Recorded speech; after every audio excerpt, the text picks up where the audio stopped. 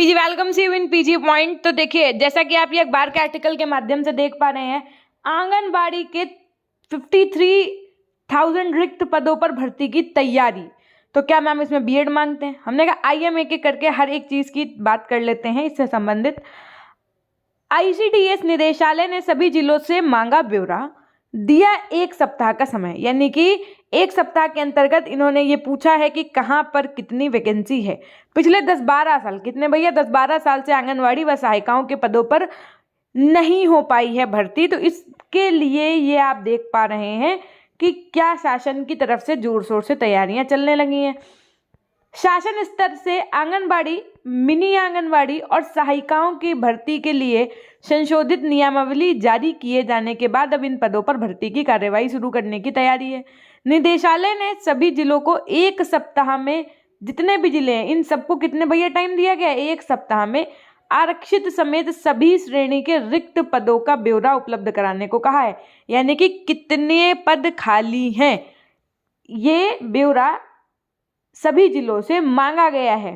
पिछले 10-12 साल से आंगनबाड़ी व सहायिकाओं के पदों पर भर्ती नहीं हो पाई है। ऐसे में करीब 53,000 से ज़्यादा पद खाली हैं, मतलब ये एक अनुमान है। तो आप ये मान के चलिए कि कितनी वैकेंसी आने वाली है।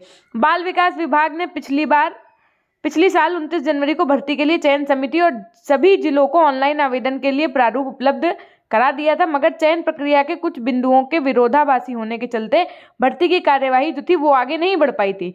इससे बहुत से जिलों में आंगनवाड़ी, मिनी आंगनवाड़ी कार्यकर्ताओं और सहायिकाओं जो की भर्ती क्या हुई थी भैया, अटक गई थी। वहीं चयन प्रक्रिया में आर्थिक रूप से पिछड़े, यानी कि ईडब्ल्यूएस वाले जो बच्चे होते हैं, जनरल कैंडिडेट के ये होते हैं, इन श्रेणी के लिए 10% आरक्षण का प्रावधान न करने के खिलाफ कई लोग कोर्ट चले गए थे। मतलब पिछली बार जब, अभी आज से ये मान के चलो आप, जब 1 साल पहले यही भर्ती की प्रक्रिया होने वाली थी तो लोग कोर्ट चले गए थे कि ईडब्ल्यूएस वालों को 10% की आप छूट नहीं देंगे। तो इस वजह से ये भर्ती की जो प्रक्रिया थी वो रोक दी गई थी। अब बाल विकास सेवा एवं पुष्ट आहार विभाग ने पुरानी चयन प्रक्रिया को संशोधित करते हुए नई चयन प्रक्रिया तय कर दिया है। इसमें ईडब्ल्यूएस श्रेणी के लिए आरक्षण के प्रावधान को भी शामिल कर दिया गया है। अब आईसीडीएस निदेशालय ने एक बार फिर आंगनवाड़ी कार्यकर्ताओं की भर्ती प्रक्रिया शुरू कर दी है। हालांकि ये अभी इन्होंने पूरी जानकारी जितनी दी है वो सब कुछ हमने यहाँ पर आपको बता दिया है। यानी कि यहाँ पर जब अब जो है वो जो ईडब्ल्यूएस वाले बच्चे होते हैं ना, जनरल कैंडिडेट जो होते हैं, उनमें से जिनके पास ईडब्ल्यूएस का सर्टिफिकेट होता है उनको 10% की छूट मिलती है। तो अब ये तय कर दिया गया है कि इन बच्चों को 10% छूट मिलेगी ही मिलेगी, है ना। अगर आप भी देने जा रहे हैं यूपी टेट का एग्जाम तो चक्षु पब्लिकेशन की one of the best book आपके सामने है। ये हम सबसे पहले प्राइमरी लेवल के लिए बात कर रहे होंगे, जो इनकी स्टडी गाइड बुक आती है, लिंक डिस्क्रिप्शन बॉक्स में मिल जाएगा, आप वहाँ से भी ले सकते हैं। मार्केट में भी चक्षु पब्लिकेशन के नाम से ये अवेलेबल है, आप वहाँ से भी ले सकते हैं। साथ में इस पुस्तक के अंतर्गत आपको पेपर 1 जो आपका कक्षा 1 से 5 के लिए होता है, उससे संबंधित 3000 से ज़्यादा अध्यायवार यानी कि लेसन वाइज इंपॉर्टेंट क्वेश्चन मिलेंगे व्याख्यात्मक हल के साथ में, जो इस पुस्तक की खासियत है। इसके साथ में 4 सॉल्व्ड पेपर्स साथ में विश्लेषण चार्ट के साथ में मिलेंगे। आइए हम एक एक करके आपको सब चीज़ें विस्तार पूर्वक दिखा देते हैं। जैसा कि आप यहाँ पर देख पा रहे हैं कि सबसे पहले इन्होंने जो आपका लेटेस्ट सिलेबस है उसी के अकॉर्डिंग पूरी बुक को डिज़ाइन किया है।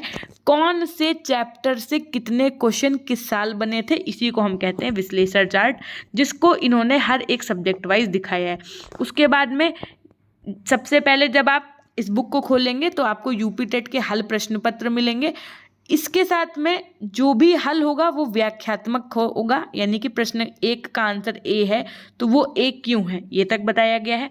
उसके बाद में जैसे कि मान लीजिए आपका पहला जो भाग 1 है, सेक्शन ए है बाल विकास का, वो आपका पेज नंबर 1 से 19 तक दिया होगा। इस तरीके से ये इनका इंडेक्स है। सबसे पहले आपको प्रीवियस ईयर पेपर देखने को मिलेगा, जो कि हल हमने आपको बता दिया है कि कैसा होगा, व्याख्यात्मक कैसा होता है मैम वो भी दिखा दीजिए। हमने कहा जैसे 150 क्वेश्चन नंबर तक आता है आपका पेपर, 150 प्रश्न आते हैं, तो क्वेश्चन नंबर फर्स्ट का ऑप्शन बी जैसे इन्होंने यहाँ पर दे दिया, लेकिन इसका आंसर बी क्यों है। मान लो आपने सी लगाया था, अब आप जानना चाहते हैं कि इसका आंसर बी क्यों है, तो यही होता है व्याख्यात्मक हल, जो इस बुक की क्या है, खासियत है। इस बुक को आप मार्केट के साथ साथ डिस्क्रिप्शन बॉक्स में लिंक है, वहाँ से भी मंगा सकते हैं।